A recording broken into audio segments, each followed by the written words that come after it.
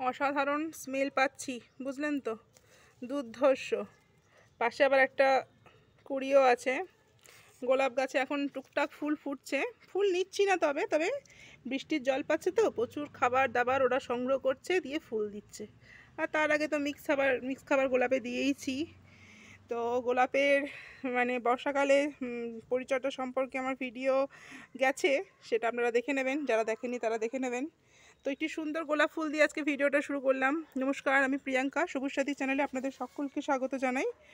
তো দেখতেই পাচ্ছেন প্রচুর নতুন নতুন ব্রাঞ্চ, কুড়ি।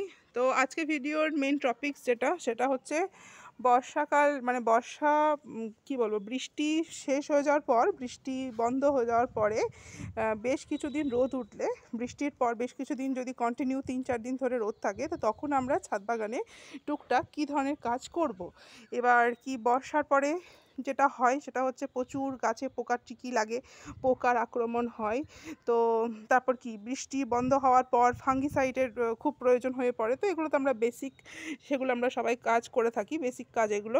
বৃষ্টি বন্ধ হলেই প্রথমে ফাঙ্গিসাইড, তারপর কি বলবো, ওষুধ, এগুলো তো টুকটাক চলতেই থাকবে।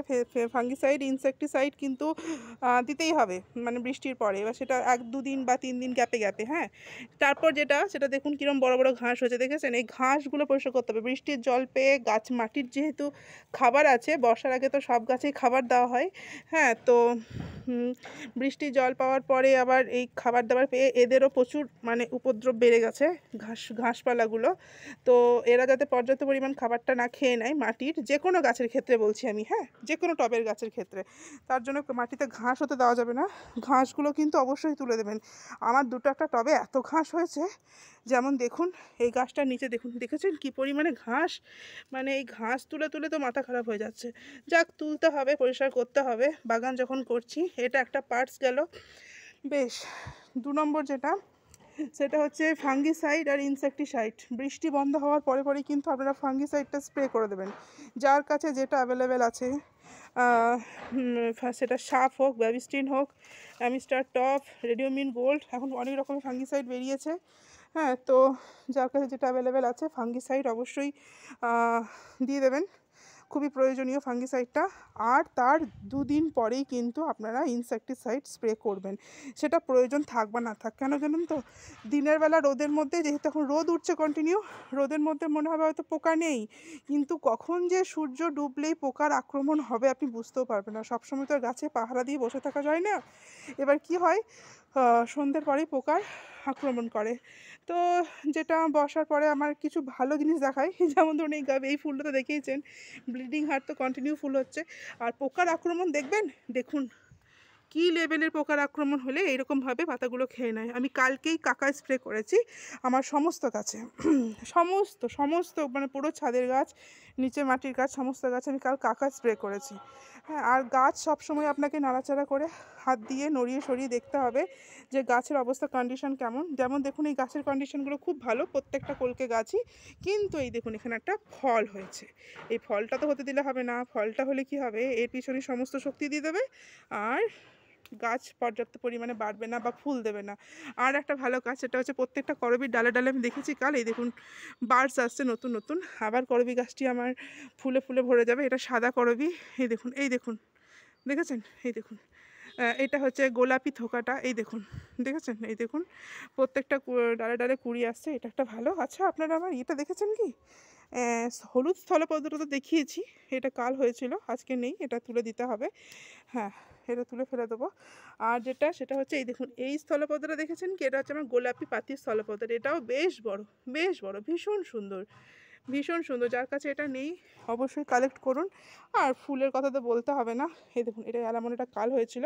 হ্যাঁ, এরকম ধরনের এই মানে ফুল বাসি হয়ে গেলেও কিন্তু গাছ থেকে তুলে ফেলাটা খুবই লক্ষণীয়। এটাও একটা পার্ট, মানে ফুল বাসি হয়ে গেলেও সেটা পচে এগুলো যদি মাটিতে আবার পড়ে, তাহলে কী হবে বলুন তো? মাটিতে ফাঙ্গাসে আক্রমণ হবে। হ্যাঁ, ওই ফুলটাকে ঘিরে নানা রকম ফাঙ্গাস তৈরি হবে, যেগুলো আমাদের মাটিকে ক্ষতি করবে, মানে নানা রকমের পোকামাকড় তৈরি হবে ওখান থেকে আবার। তো এটা লক্ষ্য রাখতে হবে। আর আপনাদের দেখিয়েছিলাম না দোলন চাপার আমি একটা আলাদা ভিডিও করেছি, যারা দেখেনি তারা দেখে নেবেন। এই দেখুন আস্তে আস্তে বার্ডসটা উঠতে শুরু করেছে, এটা হোয়াইট কালার হবে, মানে দোলন চাপা সাদাই হয়, অন্য কোনো কালার হয় না। আর একটা সেটা হচ্ছে হ্যাঁ, এই যে পদ্ম গাছ, বৃষ্টির পরে রোদ উঠলে পদ্ম গাছের ক্ষেত্রে আমি যেটা বলি, এই দেখুন পদ্ম গাছে এই যে স্ট্যান্ড লিফগুলো আবার অতিরিক্ত বৃষ্টিতে কি আবার নিচের দিকে নেমে গেছে, স্ট্যান্ড লিফ আসতে শুরু করেছে। তো পদ্ম গাছে কী খাবার আমি দিই সেটা তো সে সংক্রান্ত ভিডিও আমার আছে চ্যানেলে, যারা জানে না বা দেখেননি তারা দেখে নেবেন। এই যে দেখুন এই পাতাগুলো না, এই বড় বড় পাতাগুলো সরিয়ে দেখবেন এইভাবে, হ্যাঁ সরিয়ে দেখলে কি দেখা যাবে, এই যে এরকম ধরনের ছোট ছোট পচা পাতা যেগুলো জলটাকে কি জলে নানা রকম পোকামাকড় তৈরি করবে, বা এরকম ধরনের এই মানে কি বলবো এইরকম ধরনের এই পাতাগুলোকে তুলে ফেলে দিতে হবে। এই যে এই পাতাগুলো, এটাকে জলটাকে সরিয়ে সরিয়ে দেখতে হবে, কারণ কি বৃষ্টির পরে রোদ উঠলেই পাতার মধ্যে এরকম ধরনের কি বলবো এই ধরনের পাতাগুলো দেখা যায়। তো এটা এমন কিছু ব্যাপার না, সেটা প্রকৃতির তারতম্যের জন্য হয়ে থাকে। হ্যাঁ, আর খাবার যে 10 দিন 15 দিন পর আমি যেটা দিই সেটা তো আমার কন্টিনিউ চলছে, এটা নতুন করে কিছু বলার নেই। তো দেখুন আমি প্রত্যেকটা পাতা কিন্তু এইভাবে তুলে দিচ্ছি, ঠিক আছে। এই যে দেখুন এই বাজে খারাপ পাতাগুলোকে তুলে না দিলে জলটাকে ওরা অপরিষ্কার থাকবে, বা জলটাকে ওরা নোংরা করবে। হ্যাঁ, এইটাই করতে হবে। আর বৃষ্টি বন্ধ হয়ে গেলে কিন্তু যদি মানে একটানা যদি 3-4 দিন রোদ হয়, তাহলে কিন্তু আমাদের পদ্ম গাছকে কিন্তু আবার ওভারফ্লো করতে হবে। ওভারফ্লো না করলে কিন্তু কি বলবো জলে নানা রকম মশার লার্ভা বা পোকামাকড়ের সৃষ্টি হবে। অতএব ওভারফ্লো করে দেবেন, আর কোনো রকম কোনো মশার লার্ভা বা জল মানে পরিষ্কার থাকবে, জলটা স্বচ্ছ থাকবে, স্বচ্ছ রাখার জন্য এটা করাটা খুব দরকার। এইটা হচ্ছে ব্যাপার। তো দেখুন এগুলো আমি ফেলে দিই পাশে, এই পদ্ম পাতাগুলো তোলার ছিল।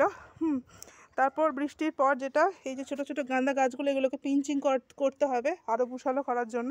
আচ্ছা, সেকেন্ড টাইম ইয়েলো রেইন লিলিতে আমার আবার নতুন কুড়ি আসছে। ওই সিডসগুলো আমি এখানেই ছড়িয়ে দিয়েছিলাম, সেটা আমি আপনাদের দেখিয়েছি।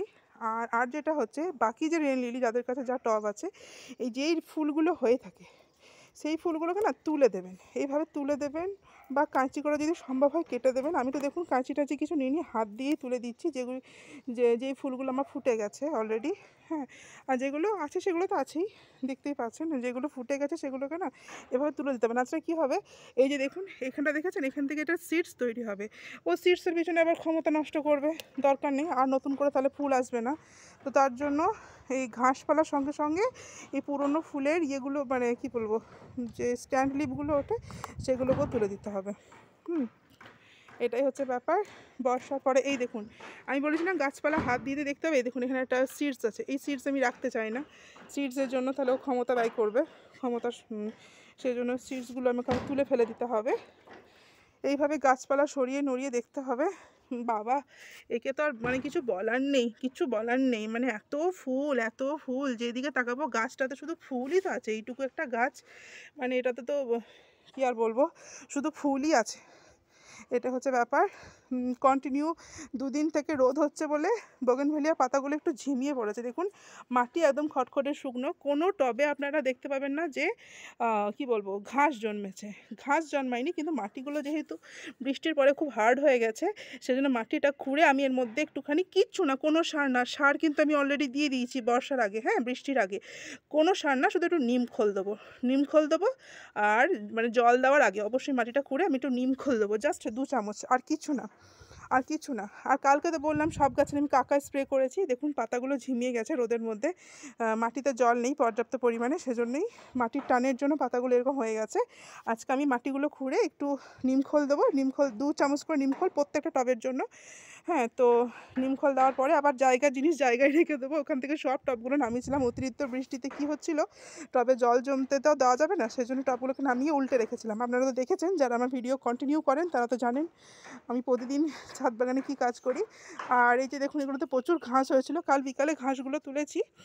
ঘাস তোলাটা একটা বড় কাজ, ছাদ বাগানিদের এই ঘাস তুলে ফেলাটা একটা বিশাল বড় কাজ। ওরে বাবা, আরও ওই দিকটাতে কিছু ঘাসপালা আছে অ্যাডেনিয়ামগুলোতে, তো ঘাসপালা তুলে ফেলবো। আর কালকে দেখেছেন এখানে একটা অযত্নে ফুল হয়েছে, কি সুন্দর কালারটা, খুবই সুন্দর কালার। তো এই হচ্ছে ব্যাপার। আর ওই যে এই ফুলগুলো ফুটে গেছে ওগুলোকে আমাকে তুলে অন্য জায়গায় বসাতে হবে।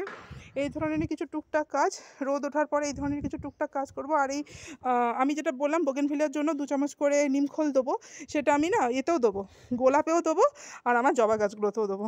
মাটিটা একটুখানি খুশি নিয়ে এই 2 চামচ করে নিমখোল। আর এখন যদি বলেন খাবার কি দেবো, মানে বর্ষার পরে রোদ উঠলে কি খাবার দেওয়া যায়, বৃষ্টির পরে, সরি বর্ষাকাল তো এখন কন্টিনিউ চলছে, বৃষ্টির পরে রোদ একটানা যদি 1 সপ্তাহ বা 4-5 দিন রোদ থাকে, তাহলে কি খাবার দেবো?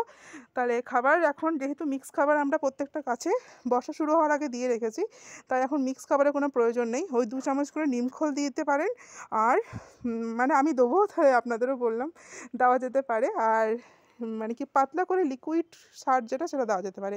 সেটা আপনাদের ফুল পচা জল হোক বা সবজি পচা জল হোক, বা সবজি পচা জল হোক বা ফুল পচা জল হোক, বা যে কোনো রকমের কী বলবো, এই ধরনের সবজি পচা জল বা ফুল পচা জল, এই ধরনের লিকুইড খাবার পাতলা করে দিলেই হবে। তো গাছের গ্রোথ দেখছেন দিব্যি সুন্দর আছে। তো ভিডিওটা লং করব না, বৃষ্টির পরে রোদ উঠলে এই পরিচর্যাটা করলেই ছাদ বাগান বেশ সুন্দর থাকবে। তো আর অযথা ভিডিওটা বড় করলাম না, ভালো থাকবেন সবাই, আজকে এই পর্যন্তই, নমস্কার।